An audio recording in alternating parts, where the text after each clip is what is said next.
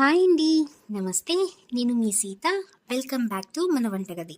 ఈరోజు మనం టేస్టీగా డిఫరెంట్గా పల్లీ చట్నీని ఎలా చేసుకోవాలో నేర్చుకుందాం. అందుకోసం స్టవ్ మీద ఒక మూకుడు పెట్టుకొని అందులో ఒక కప్పు పల్లీలు వేసి లో ఫ్లేమ్లో దోరగా వేయించుకోండి. ఫ్లేమ్ని హైలో పెట్టి వేయించేస్తే పైన త్వరగా వేగిపోయి రంగు మారిపోతాయి, కానీ గింజ లోపల వరకు వేగదండి.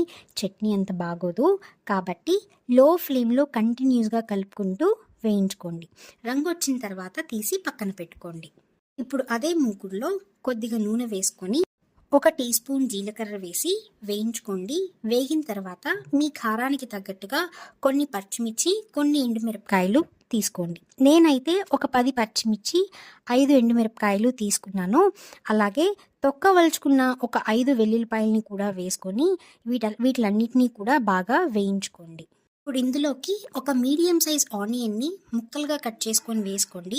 బాగా కలుపుకొని ట్రాన్స్పరెంట్గా అయ్యేదాకా వేయించుకోండి.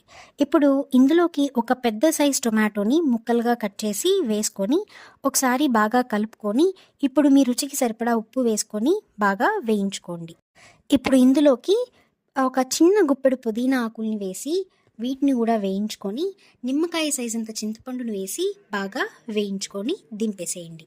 ఇప్పుడు ఇదంతా చల్లారిన తర్వాత ఒక మిక్సీ జార్ తీసుకొని అందులోకి వేయించుకున్న పల్లీలు, ఈ ఉల్లిపాయ టొమాటో మిశ్రమాన్ని వేసి చట్నీలా చేసుకోండి. ఇప్పుడు తిరగమూత కోసం ఒక మూకుడు పెట్టుకొని అందులోకి ఒక 2 టీ స్పూన్ల నూనె వేసుకొని నూనె కాగిన తర్వాత అందులోకి 1 టీ స్పూన్ ఆవాలు, 1 టీ స్పూన్ జీలకర్ర, 2 ఎండుమిరపకాయలు వేసి బాగా వేయించుకోండి. ఇవన్నీ కూడా చిటపటమన్నప్పుడు ఒక 1/2 టీ స్పూన్ ఇంగువ వేసి కలిపి తీసి చట్నీలో వేసేసుకోండి. అంతేనండి, ఎంతో రుచికరమైన పల్లీ చట్నీ రెడీ అయిపోతుంది. ఈ చట్నీ ఇడ్లీలోకైనా, దోశల్లోకైనా, పునుకుల్లోకైనా, వేటిలోకైనా చాలా బాగుంటుందండి. ఈసారి నేను చెప్పినట్టుగా ఇలా ట్రై చేసి ఎలా కుదిరిందో నాతో షేర్ చేసుకోండి. ఈ రెసిపీ నచ్చినట్లయితే లైక్ చేయండి.